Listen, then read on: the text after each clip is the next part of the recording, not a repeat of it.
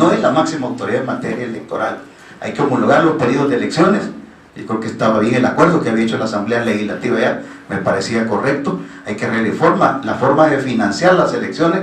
El tribunal tiene dinero solamente 6-7 meses antes de las elecciones. Eso hay que modificarlo, hay que pensarlo si queremos ir mejorando la actividad de las elecciones. Yo revisaría la fecha de la convocatoria de elecciones. Ahora las elecciones comienzan con las internas de los partidos políticos. Creo que hay que revisar, hay que empezar por ahí, con las internas de los partidos, el mecanismo, porque ahora actualmente comienza hasta después y no incluye el periodo de las internas. Y hay que ver los organismos electorales temporales si se van a despartidizar o seguimos en el mecanismo que actualmente tenemos.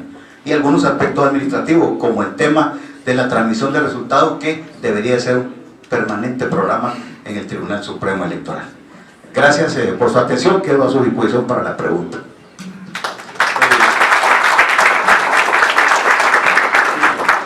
Muchas gracias, magistrado Cardosa. Creo que ha resumido una serie importante de temas a partir de la experiencia misma, de lo que ha vivido el Tribunal Supremo Electoral, y producto mismo de las evaluaciones pues, que se han venido realizando, ¿no? Hay temas muy sustantivos y temas inmediatos también de reforma electoral. De un tribunal electoral especializado que además tiene funciones de control constitucional que puede inaplicar normas a los casos concretos. Y eso es un caso bien interesante.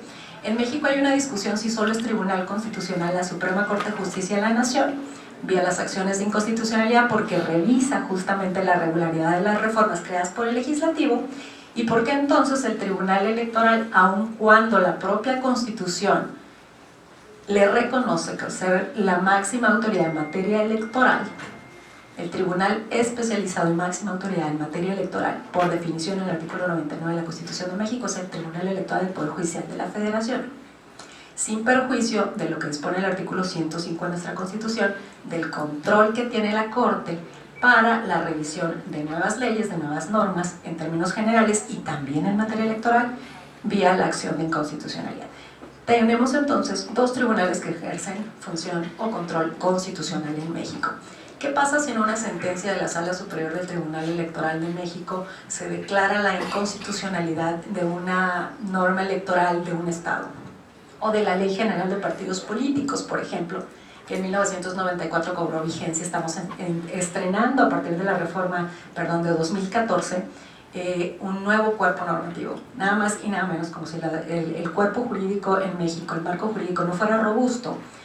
Estrenamos y pusimos en marcha nuevas leyes generales, la Ley General de Partidos Políticos, una nueva Ley General de Instituciones y Procedimientos Electorales, porque había que cobijar lo que había sido problemático antes, cómo regular las coaliciones, cómo regular, por ejemplo, la transferencia de votos, cómo regular el tema de uso de los tiempos en radio y televisión. Y bueno, pues todo esto se terminó de perfilar lo que en muchas jurisprudencias emanadas, y esta es otra función que tienen los tribunales constitucionales y el Tribunal Electoral la tiene también, generar criterios que doten de certeza jurídica las elecciones. ¿Vía qué? Vía la creación de jurisprudencia. Las jurisprudencias, la interpretación que hace el Tribunal Electoral del Poder Judicial de la Federación de las leyes, tanto generales como nacionales, pueden ser criterios rectores que, establecidos en una jurisprudencia, son obligatorios para todas las autoridades electorales en todo el país. Esto busca que se interpreten de igual manera las normas, que haya una armonización en su interpretación y en su aplicación, y que entonces no se entienda y no se ejerzan distintos los derechos en el norte que en el sur o que en el centro. Esa facultad para dejar en claro cómo se debe interpretar algunas normas solo la tiene el Tribunal Electoral del Poder Judicial de la Federación, no los tribunales electorales locales, tanto su sala superior como sus salas regionales.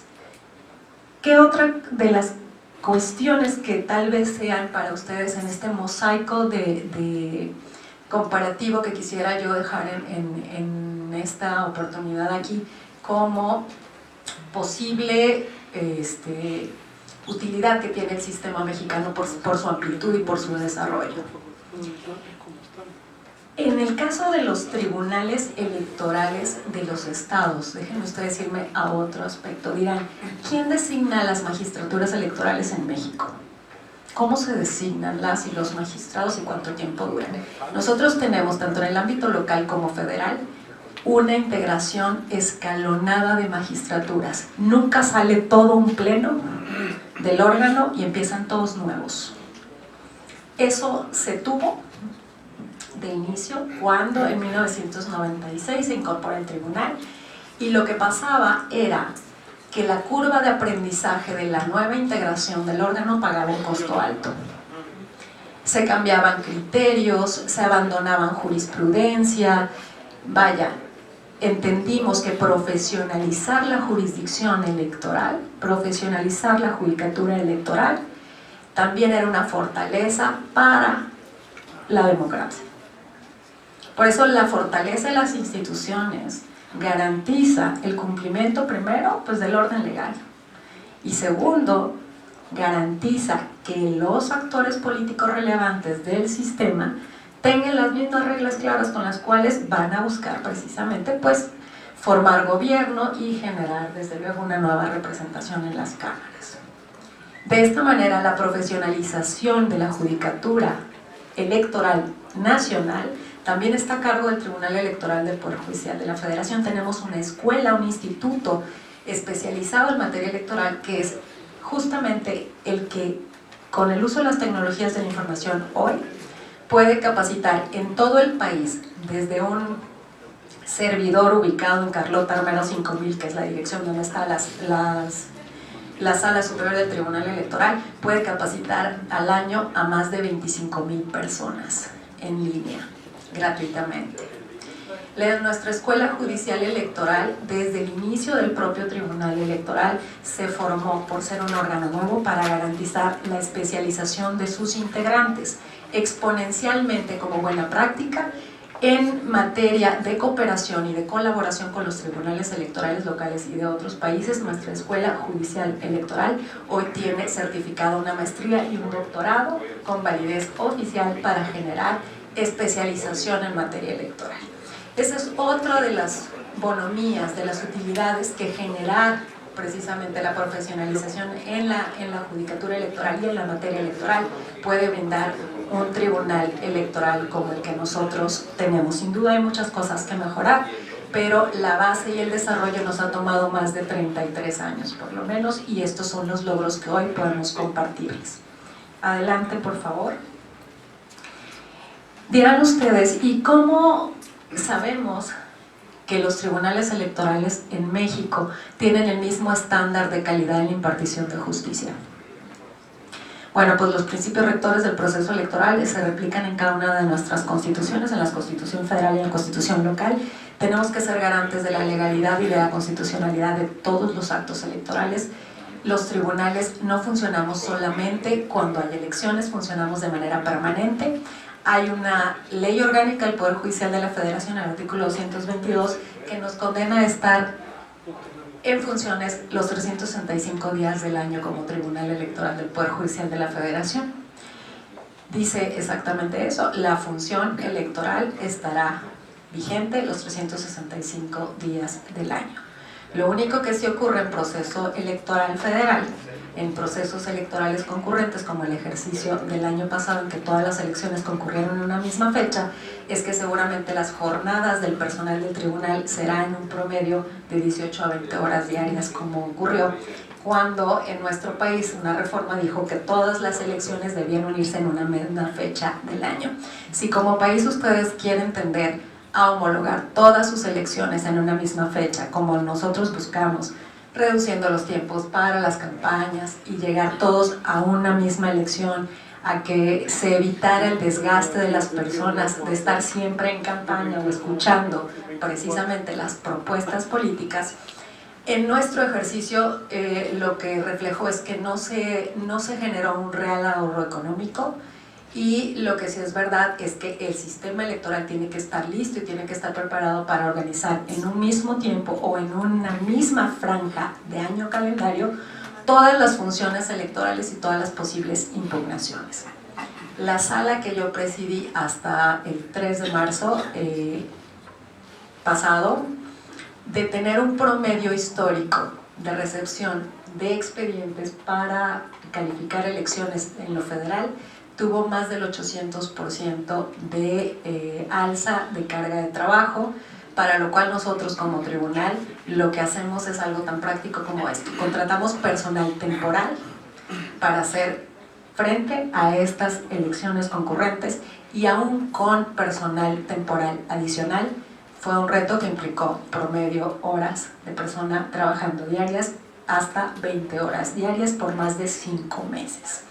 Entonces, lo que les quiero decir, y con esto concluyo porque por aquí tengo una tarjeta que dice 3 minutos, es: en un país como el nuestro, el Instituto Nacional Electoral y el Tribunal Electoral tienen funciones diferenciadas. Nosotros como tribunal no tendríamos la capacidad para organizar elecciones, para administrar las elecciones, para vigilar el tiempo de cumplimiento de la fiscalización, de la capacitación, de la formación de ciudadanía y un largo etcétera que está en las facultades del órgano administrativo nacional que coordina los órganos locales. Desde una perspectiva más histórica y cultural que geográfica, no voy a hablar de América Central, excluyo a Belice, en la medida en que tiene una forma de gobierno distinta, como todos sabemos. Esa es la primera. La segunda es que también hay que hacer diferenciaciones entre los ámbitos y a las generalizaciones. Y en tanto que voy a hacer una comparación generalista, pues por supuesto que hay una gran cantidad de detalles específicas por caso país que voy a omitir en función del tiempo.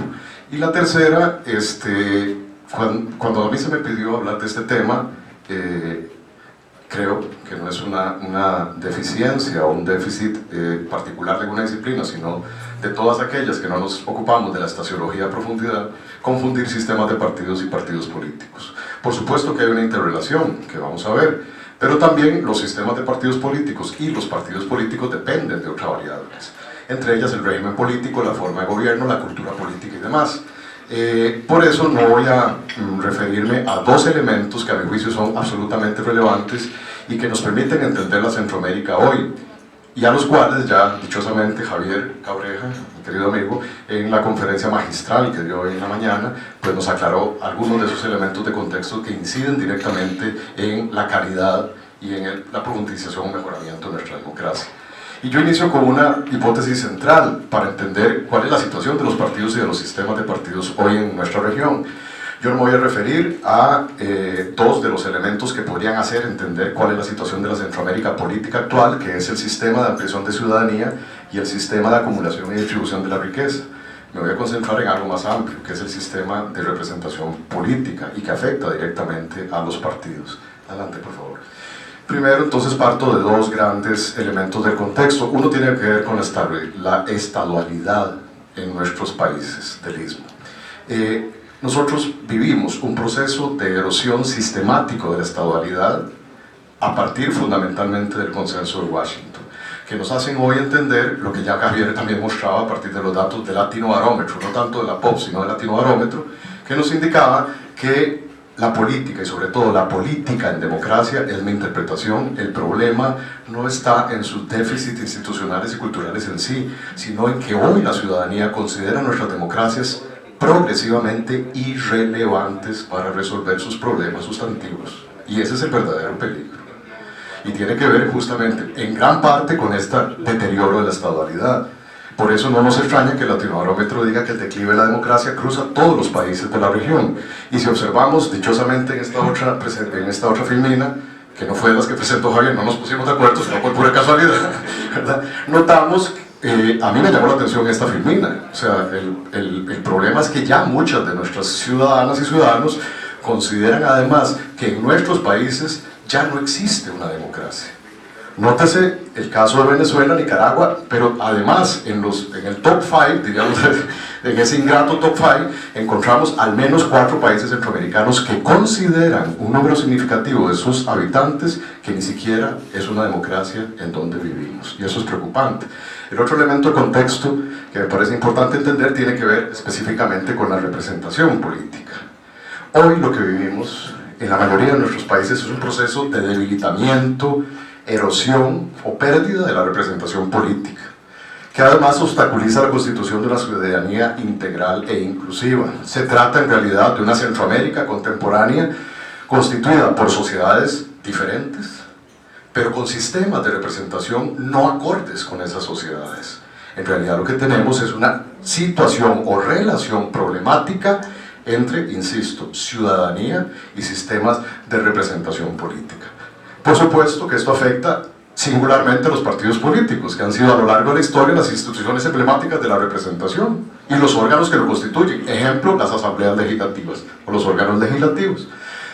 Ante estos procesos de cambio, pareciera, por lo menos, que los partidos deben superar viejas maneras de hacer política y adaptarse a esos cambios. Claramente es una perspectiva darwinista. Los organismos que no se adaptan a los elementos del contexto están destinados a desaparecer, y los partidos lo están haciendo. Es la pregunta problemática de esta presentación. Adelante. Hay nuevos enfoques, y no desde ahora, sino desde finales del siglo pasado, del milenio pasado, que parten de esa premisa evolucionista, de adaptación a las demandas ciudadanas. Se plantea en esos sentidos desafíos para la supervivencia o retos para mantener la relevancia la relevancia social de todos, o al menos de la gran mayoría de nuestros partidos políticos más importantes, para alcanzar valores de modernización planteados como ideales. Desde el 2002, yo me voy a referir no, todavía no, gracias. Desde el 2001-2002, yo me voy a referir específicamente a uno de los modelos de evaluación más importantes que ha tenido la estaciología centroamericana, y en la que también ha participado diversos compañeros de la región, entre ellos el mismo Javier, y es un modelo analítico y evaluativo que está conformado por estas dimensiones o ejes: la democracia interna, la institucionalización, la ideología y los aspectos programáticos, que forman parte también de la institucionalización, dicho sea de paso, así como la transparencia y las dinámicas de petición y rendición de cuentas. Estas dimensiones analíticas además se consideran un círculo virtuoso. En la medida en que trabajemos en cada una de ellas, se va a generar sinergias suficientes para ir fortaleciendo las otras dimensiones que han hecho otra vez los partidos políticos con respecto a eso. Adelante. Y la siguiente, por favor.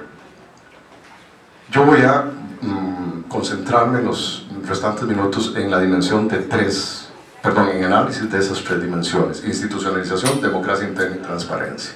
Y para eso, permítame de una vez pedirle las excusas. No soy portador de buenas noticias, ¿vale? Entonces, les pido excusas si no van a resultar música para sus oídos lo que vamos a ver a continuación. Primero, entonces, empecemos con la música, las noticias positivas que podemos observar. Adelante. Primero, es que finalmente, en efecto, como dijo la señora magistrada, el Estado de Derecho y las reglas del juego importan, y ya eso es un avance. Finalmente, las reformas institucionales, que debo decir, no es de voluntad propia de los partidos políticos, ¿verdad?, sino muchas veces impuestas desde afuera, han tenido alguna incidencia en su mejoramiento. Esa es una primera buena noticia. El Estado de Derecho funciona, aunque con deficiencia. Dos, en la actualidad, los centroamericanos, los ciudadanos, las personas centroamericanas, mostramos un mayor interés y demandamos de los partidos políticos al menos mayor inclusión, mayor transparencia, pluralismo, y pedimos y rendimos cuentas. Tenemos pequeños avances en eso, pero creo que en ese sentido podríamos considerar esto una buena noticia. La tercera es que hay pequeños avances en términos de democracia interna, básicamente en dos dimensiones. La primera, en la participación y sobre todo representación política de las mujeres. Hay pequeños avances, queda mucho por hacer, pero por supuesto que hay avances considerables. Y la tercera es que hemos tenido, yo no sé si lecciones aprendidas, pero sí por lo menos lecciones de lo que no deberíamos hacer en términos de elecciones internas o de las primarias. Y creo que también hay un buen referente para considerar elementos de juicio en nuestra toma de decisiones. Pasemos rápidamente a las malas noticias, que son 7, al menos. La primera, en la dimensión de institucionalización, es que seguimos dependiendo. Todas estas se parecen al resto de los países de América Latina, debo decir, pero en el caso de Centroamérica es todavía más grave. La primera es la dependencia absoluta de los liderazgos personalistas. Ya también Javier se refirió a eso. Seguimos dependiendo de las personas y no de las instituciones y no de nuestros procesos culturales. Seguimos dependiendo del caudillo, del cacique o del dueño del pueblo y del partido. Segundo, los partidos políticos fuera de elecciones desaparecen, mueren. y no quieren que se les considere maquinarias electorales. Son irrelevantes fuera de los procesos electorales. Dichosamente, para los partidos políticos, no para la ciudadanía, necesariamente, tenemos elecciones ahora cada año o cada 2 años. Entonces salimos de un proceso electoral y activamos otro. Eso es lo que permite, como una máscara de oxígeno, mantener vivos los partidos políticos y no serían aún más irrelevantes. Tercero, hay problemas sistemáticos en programas de reclutamiento, registro de militancia y de membresía. No capacitamos, ni siquiera sabemos en muchos casos quiénes son nuestros militantes. Cuarta, adelante.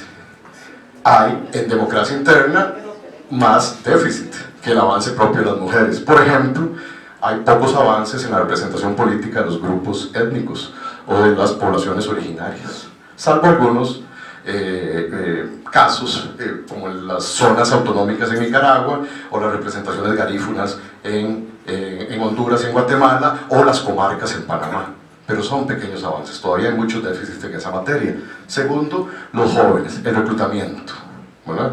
Me soy un dirigente partidario de un país hermano, Roxay. Antes, cuando yo participaba en política, nos peleábamos, nos codeábamos por acceder a puestos y ser mejores. Hoy tenemos que salir corriendo detrás de las jóvenes y los jóvenes para ver si se enamoran de los partidos políticos y de la política.